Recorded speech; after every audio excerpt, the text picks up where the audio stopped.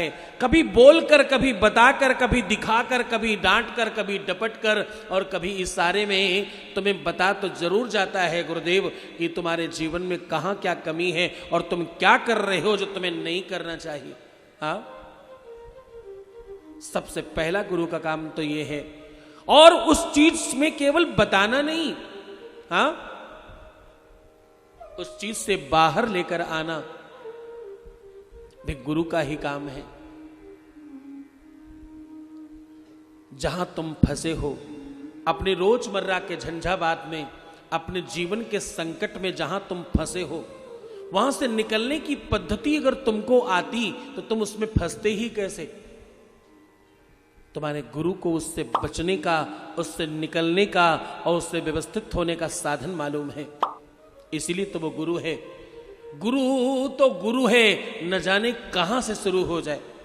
गुरु तो गुरु है, न जाने कब और कहां से शुरू हो जाए, इसका क्या पता, इसका क्या मालूम। हाँ,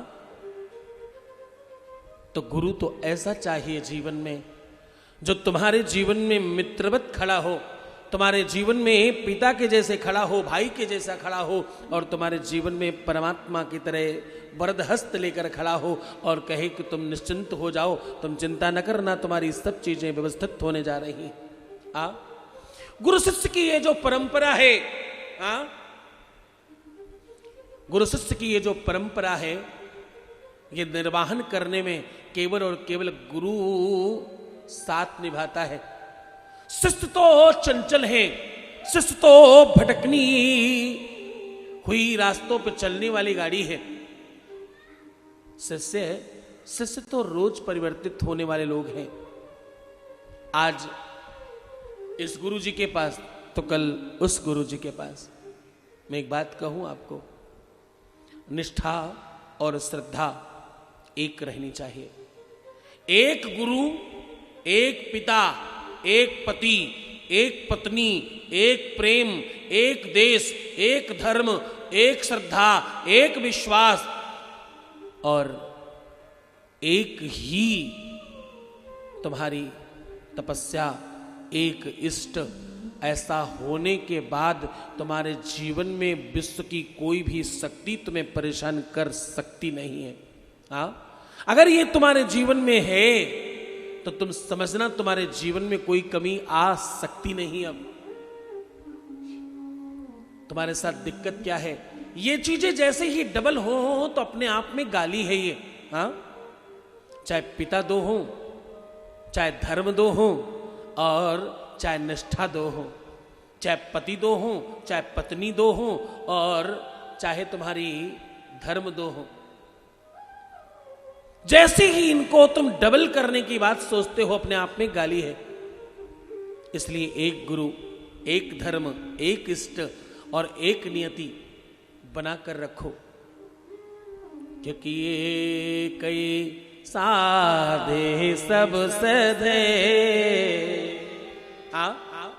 क्यों हड़बड़ाते हो, क्यों भड़बड़ा रहे हो और क्यों परेशान होते हो।